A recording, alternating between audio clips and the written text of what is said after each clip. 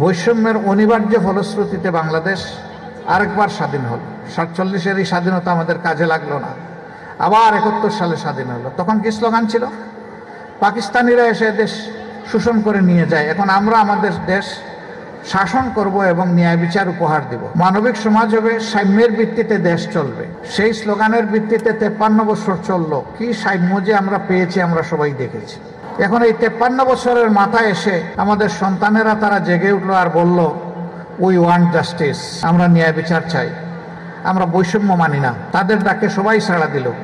এই বৈষম্যের কথা বলে নাই, বলেছে যে কেউ না খেয়ে মরবে আর কেউ দেশের টাকা চুরি করে বিদেশে শত শত বাড়ি কিনবে, এটা হবে না।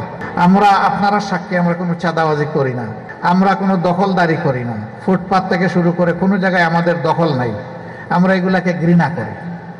আমরা কথা দিচ্ছি, এখন আমরা দল হিসাবে চেষ্টা করতেছি এই সমস্ত নোংরা কাজ থেকে নিজেদেরকে বাঁচায় রাখার। আল্লাহ যদি এই দেশের দায়িত্ব ইমানদারদের হাতে দেন, তাইলে তখন রাষ্ট্রীয় দায়িত্বের কারণে কাউকে আমরা এই সমস্ত দুষ্টামি করতে দেব না, ইনশাআল্লাহ।